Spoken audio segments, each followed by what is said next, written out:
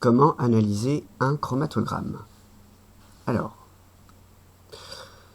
le chromatogramme est le suivant. Bon, il est un peu large, on va dire donc que la plaque de chromatographie était un petit peu large. Et on a déposé sur cette plaque plusieurs choses. A, d'abord on va regarder la réaction. A plus B donne E plus F plus G et on indique que c'est E qui est le produit d'intérêt ici. On a décidé de déposer donc sur la ligne dépôt des échantillons en A l'espèce qui est un réactif, comme vous pouvez le voir, A pur. En B, c'est l'espèce qui est aussi un réactif, B pur. Sur la troisième croix ou sur le troisième dépôt, M1, c'est le mélange réactionnel brut, c'est-à-dire immédiatement après réaction. Et en M2, on a mis le mélange réactionnel, mais après une ou deux étapes de séparation et ou de purification. Je vais mettre mélange réactionnel après purification, par exemple.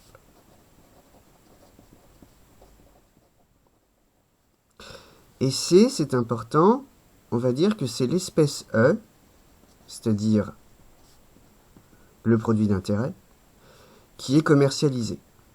Donc, il est pur. En imaginant qu'on ait pu donc le synthétiser auparavant et qu'on l'ait complètement purifié. Alors, comment est-ce qu'on doit procéder pour analyser ce chromatogramme? Deux choses. Petit 1, analyse verticale.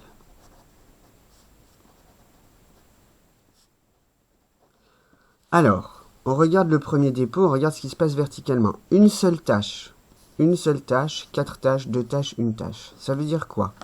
Probablement que celui-là est pur. Je dis probablement parce qu'il pourrait être impur et que les impuretés ne soient pas visibles sur le chromatogramme. Donc il faut toujours faire attention, mais probablement que celui-là est pur, notamment si on a utilisé donc l'espèce réactive. C'est pur. Lui, de la même façon. Pour celui-là, 1, 2, 3, au moins 4 espèces sont présentes. Donc c'est un véritable mélange. Lui, au moins 2 espèces sont présentes. Et lui, apparemment, il est pur également, en considérant qu'il n'y a pas d'espèces qui soient invisibles sur ce chromatogramme. Donc ça, c'est l'analyse verticale.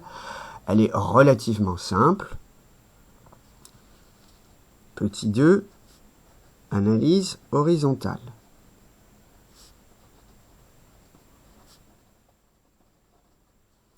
Alors, on voit très bien que, typiquement, cette petite tâche-là, c'est la première à être rencontrée à partir de la ligne de dépôt. Puis ensuite, on rencontre cette tâche-là, et manifestement, comme ces deux tâches ont migré de la même hauteur en même temps par rapport à la ligne du front de l'élément, on peut considérer que ce sont les deux mêmes espèces. Ici également, là aussi, cette espèce, on la voit 3 fois, et puis là, une espèce qu'on ne voit qu'une seule fois.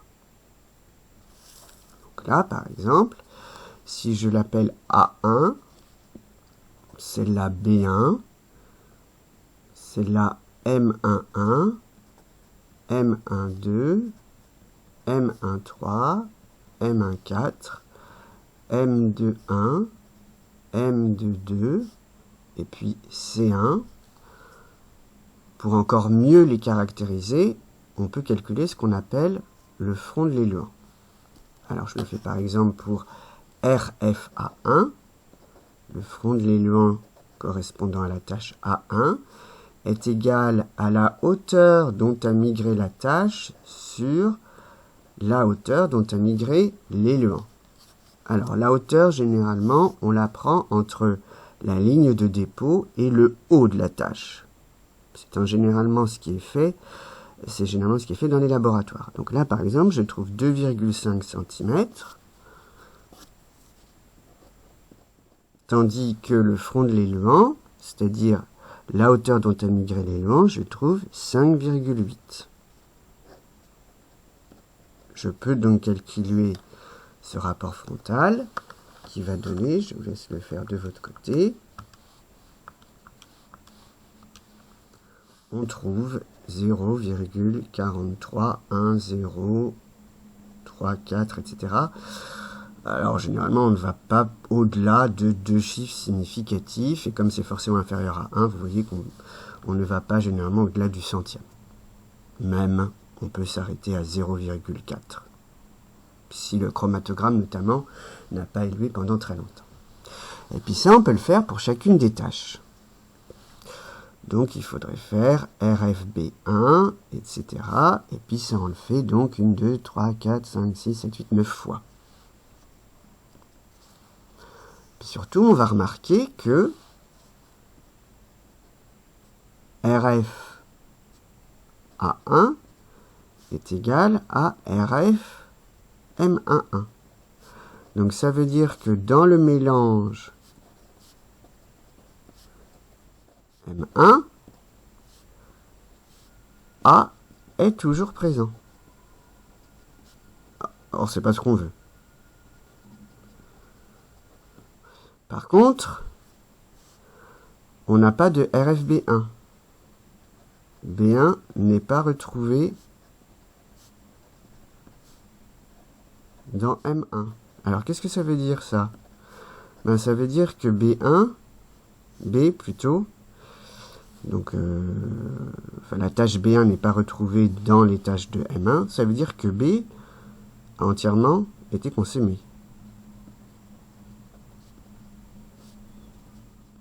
Donc d'une part, ça veut dire que la réaction est totale, et qu'en plus, probablement et manifestement, B est le réactif limitant. Voilà, ça c'est important. Et puis on continue, on voit que dans le M, on a 3 autres tâches. Bon, on peut peut-être penser que c'est justement les 3 produits qui sont arrivés. Voilà, avec leur RF. Ensuite, si on compare M1 et M2, on voit qu'il y a une tâche qui a disparu. Il y a une deuxième tâche d'ailleurs qui a disparu. Donc ça veut dire qu'on a réussi, probablement après purification, à séparer, ou à enlever en tout cas, les espèces A, et puis cette tâche-là, on ne sait pas très bien à quoi elle correspond. Il en reste 2, donc on n'a pas une espèce pure encore. C'est important. Et puis ici, comme on a le produit commercial E, eh bien on sait que c'est cette tâche-là qui correspond au produit commercial, puisqu'ils ont le même RF. En tout cas, ça veut dire que là, on n'est pas arrivé, après des étapes de purification telles qu'elles ont été faites, à avoir uniquement l'espèce E pure. Voilà donc comment est-ce que ce chromatogramme peut être analysé. Attention, pour être bien propre, il faut recalculer tous les rapports frontaux et ce sont eux qu'il faut comparer. Si en plus il y a des couleurs, on peut bien sûr également comparer les couleurs ou les intensités des couleurs, notamment si c'est fait aux UV. Et puis il faut essayer d'être le plus précis possible en reproduisant le chromatogramme sur votre compte rendu par exemple, si vous n'avez pas, s'il est abîmé. Et en respectant bien sûr la même échelle pour les hauteurs dont on migrait chaque espèce.